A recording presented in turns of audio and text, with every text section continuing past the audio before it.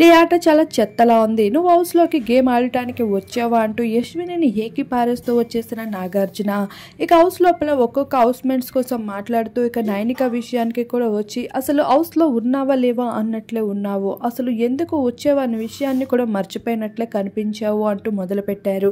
ఇక అలానే యశ్వినిని కూడా ఏకి పారేస్తూ వచ్చేసారు.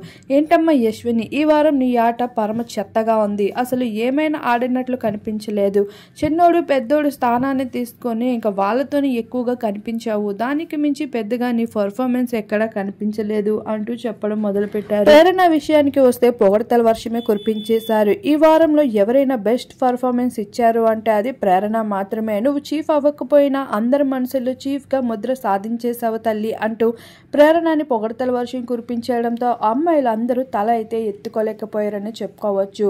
ఈసారి పర్ఫార్మెన్స్ లో బెస్ట్ గా అమ్మాయిల్లో ప్రేరణ మాత్రమే ఇచ్చింది అంటూ తేల్చి చెప్పేశారు కళాఖండిగా.